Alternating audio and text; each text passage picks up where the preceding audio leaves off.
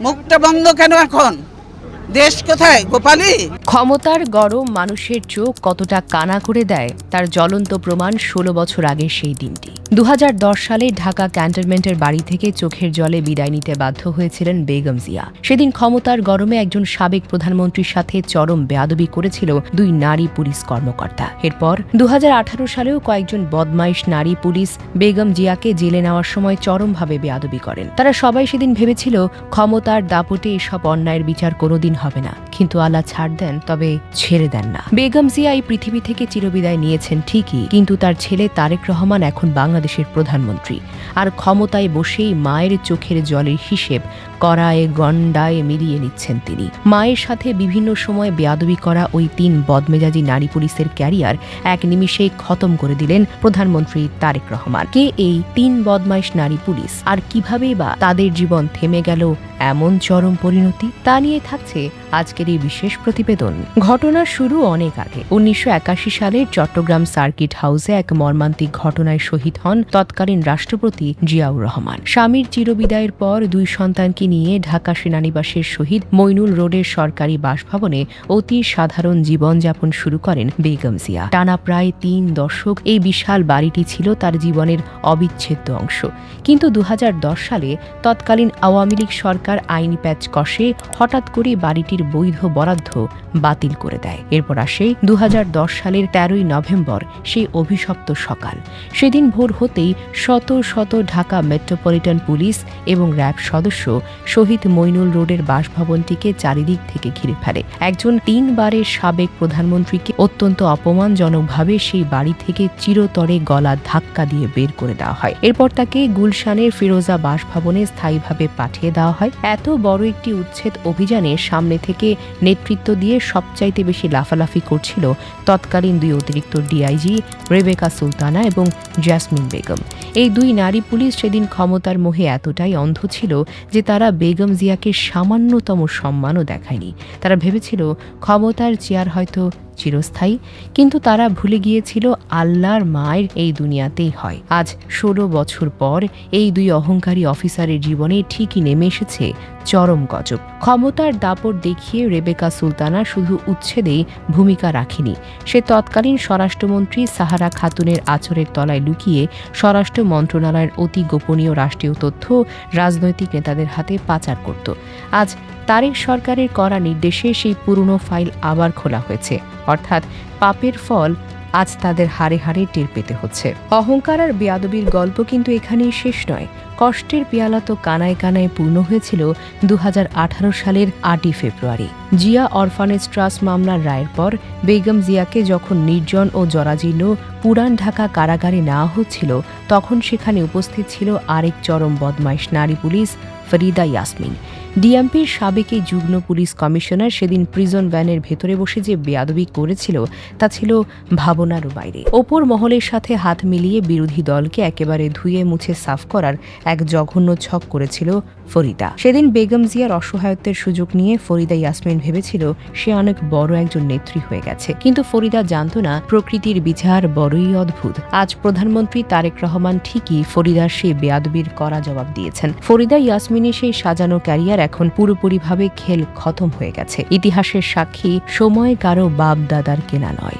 আজ ২.৫ দশক পর প্রশাসনের ভেতরে চরম নিরপেক্ষ শুদ্ধি অভিযান শুরু হয়েছে। যেসব কর্মকর্তা নিজেদের আসল ডিউটি বাদ দিয়ে একটি দলের চামচামিতে মেতে উঠেছিল, তাদের এখন নাকে দড়ি দিয়ে ঘোরাচ্ছে বর্তমান প্রশাসন। স্বরাষ্ট্র মন্ত্রণালয় থেকে ইতিমধ্যেই বিসিএস ২১তম ব্যাচের ১৭ জন জ্যেষ্ঠ পুলিশ কর্মকর্তার একটি গোপন তালিকা সরাসরি প্রধানমন্ত্রী তারেক রহমানের টেবিলে পাঠানো হয়েছে। এদের বিরুদ্ধে রীতিমতো অভিযোগের পাহাড় জমেছে। ২০১৪-২০১৮ সালের রাতের ভোটে কারচুপি করা, বিরোধী দল দমনের চরম অত্যাচার, রাষ্ট্রীয় গোপন তথ্য পাচার এবং কোটি কোটি টাকার আর্থিক দুর্নীতির বিশাল খতিয়ান এখন তারেক সাহেবের হাতে। আর এই তালিকায় সবার উপরে জলজল করছে এই ৩ বদমাইশ নারী পুলিশের নাম। তারেক সাহেবের মাত্র একটি স্বাক্ষর, আর তাতেই তাদের বাধ্যতামূলক অবসরের চিঠি জারি হয়ে যাবে। মানে এক নিমেষেই চাকরি থেকে ঘাড় ধাক্কা দিয়ে চিরতরে রাস্তায় নামতে হবে তাদের। ক্যারিয়ার বাঁচাতে তারা এখন কেঁদে আর কুল কিনারা পাচ্ছে না, কিন্তু তারেক সাহেব ভাবে স্পষ্টই বোঝা যায় মায়ের চোখে জল আর রাষ্ট্রের সাথে গাদ্দারির কোনো ক্ষমা নেই। তবে তারেক রহমানের এই শুদ্ধি অভিযানের জালে শুধু এই 3 নারী পুলিশই ফেসেছে এমনটা ভাবলে কিন্তু একদমই ভুল হবে। গোপন তালিকায় উঠে এসেছে আরো অনেক বড় চোরের নাম। এদের অপকর্মের ফিরিস্তি শুনলে যে কারো চোখ কপালে উঠবে। এদেরই একজন হলেন সাবেক রাষ্ট্রপতি আব্দুল হামিদের অত্যন্ত কাছের লোক ডিআইজি মোহাম্মদ আবদুল্লাহ হিল বাকি। এই বাকি পুলিশ সদর দপ্তরের অতি গোপন শাখায় বসে বিরোধী দলের শীর্ষ নেতাদের টেলিফোনে আড়ি পাতত। জামাত এবং বিএনপি নেতাদের ব্যক্তিগত ফোনালাপ রেকর্ড করে সেই খবর পাচার করত সে। আজ তারেক সাহেবের আমলে এই বাকিরও কপাল চাপড়ানো ছাড়া আর কোনো উপায় অবশিষ্ট নেই। অন্যদিকে এই তালিকায় আরেক জঘন্য অপরাধী হলেন অতিরিক্ত ডিআইজি সোহেলি ফেরদৌস। 2018 সালে সেই চরম বিতর্কিত রাতের ভোটের কথা নিশ্চয়ই এদের কেউ আজ পর্যন্ত ভুলেনি। এই সোহেলি ফেরদৌসই পুলিশ সদর দপ্তরের কন্ট্রোল রুমে বসে রাতের আধারে ভোটের সব কলকাঠি নেড়েছিল। শুধু তাই নয়, এআইজি মিডিয়া থাকাকালে সরকারের কোষাগারে 15 লাখ টাকা নিজের পকেটে ভরেছিল এই দুর্নীতিবাজ কর্মকর্তা। আজ তারেক সরকার সেই চুরির কড়ায় গন্ডায় হিসেব বের করেছে। অপরাধের মাত্রা তো এখানেই শেষ নয়। আরেক ভয়ঙ্কর দুর্নীতিবাজ কর্মকর্তার নাম হল AKM ইকবাল হোসেন। কক্সবাজার সাবেক এসপি এবং অতিরিক্ত ডিআইজি পদে থাকা এই ইকবাল হোসেন সরকারি ক্ষমতার আড়ালে গড়ে তুলেছিল এক বিশাল মাদক সাম্রাজ্য। সে এতটাই বেপরোয়া ছিল যে নিজের ব্যবহৃত সরকারি গাড়িতে করে কোটি কোটি টাকা নেশাদ্রব্য সীমান্ত থেকে দেশের বিভিন্ন জায়গায় একদম বিনা বাধায় পাঠাতো। ভাবা যায় ক্ষমতার নেশায় এরা এতটাই বুঁদ হয়েছিল যে তারা ভুলেই গিয়েছিল একদিন এই ক্ষমতা হাতছাড়া হবে। আজ সেই অপকর্মের ফাইল তারেক সাহেবের টেবিলে। নেশাদ্রব্য পাচারকারী এই পুলিশ কর্মকর্তাকে এখন চরম শিক্ষা দেওয়ার সব প্রস্তুতি সম্পন্ন হয়ে গেছে। এছাড়া তালিকায় আরও 33 জন কর্মকর্তার নাম রয়েছে যারা বিভিন্ন সময়ে এমন ভয়ঙ্কর সব অপরাধ করেছে। বাংলাদেশের রাজনৈতিক ইতিহাসের পাতায় বহু সরকার এসেছে এবং বহু ক্ষমতাধর কর্মকর্তা নেতাদের পা চেটে ক্ষমতার শীর্ষে আসনে বসেছে। কিন্তু ক্ষমতার দম্ভ যে শেষ পর্যন্ত নিজের দিকে ফিরে আসে, বর্তমান পরিস্থিতি তার সবচাইতে বড় প্রমাণ। যে অন্যায় সিদ্ধান্তগুলো একসময় রাজকীয় ক্ষমতার দম্ভ দেখিয়ে নেওয়া হয়েছিল, আজ 15 বা 16 বছর পর সেই অন্যায় সিদ্ধান্তগুলোই এদের ক্যারিয়ারের গলার কাটা হয়ে দাঁড়িয়েছে। আগামী কয়েকদিনের মধ্যে যদি সত্যি ওই 17 জন কর্মকর্তার বাধ্যতামূলক অবসরের প্রজ্ঞাপন জারি করা হয়, তবে তা হবে বাংলাদেশের আমলাতন্ত্র ও পুলিশ বাহিনীর ইতিহাসে এক বিশাল ঘটনা। পাশাপাশি বর্তমান তারেক সরকার গোটা প্রশাসনকে একটি কড়া বার্তা দিয়ে দিয়েছে। ভবিষ্যৎ প্রজন্মের সরকারি কর্মকর্তাদের জন্য এটি এক কঠোর সতর্কবার্তা। যে রাষ্ট্রের সেবক হয়ে যারা নির্দিষ্ট দলের কেনা গোলাম হিসেবে কাজ করবে, তাদের শেষ পরিণতি হবে অত্যন্ত করুণ। বিএনপি কিংবা আওয়ামী লীগের গোলামি নয়, বরং রাষ্ট্রের প্রতি বিশ্বস্ততা একজন সরকারি কর্মকর্তার আসল পরিচয়। যারা এই চিরন্তন সত্য ভুলে অন্যায় আর দুর্নীতির পাহাড় গড়েছিল, তারেক রহমান আজ তাদের সবাইকে এক লাইনে দাঁড় করিয়ে চরম ধোলাই দিচ্ছেন। মায়ের সাথে করা অন্যায়ের বিচার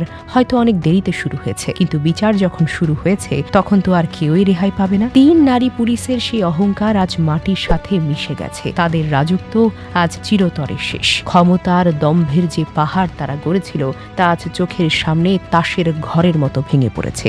আর এভাবেই দীর্ঘ অপেক্ষার পর প্রকৃতির নির্মম বিচারের চাকা ঘুরিয়ে তারেক রহমান প্রমাণ করে দিলেন, অন্যায়কারী যতই শক্তিশালী হোক না কেন, একদিন তাকে চরম মাশুল গুনতেই হবে। ক্ষমতার বড়াই করে যারা সাধারণ মানুষের উপর জুলুম করেছে, তারা এখন ঘরে বসে নিজেদের কপালে জুতা পেটাচ্ছে। কারণ তারা খুব ভালো করেই জানে তারেক রহমান কোনো অন্যায়কে পাত্তা দেন না। অপরাধীদের শিকড় উপড়ে ফেলার এই বিশাল মিশন শুরু হয়েছে তা দেশের জন্য একটি দারুণ দুঃসংবাদ। সাধারণ মানুষ আজ স্বস্তির নিঃশ্বাস ফেলছে। তারা বুঝতে পারছে দেশে অন্তত এমন একজন নেতা এসেছেন যিনি অপরাধীদের সাথে কোনো আপোষ করবেন না। এই 3 বদমাইশ নারী পুলিশের পরিণতি আজ প্রমাণ করে দিয়েছে, ক্ষমতার চেয়ার কাউকে রক্ষা করতে পারে না। পরিশেষে বলতে হয়, অন্যায় চিরকাল ঢাকা থাকে না ঠিকই, একদিন সত্যের আলোই প্রকাশ পায়।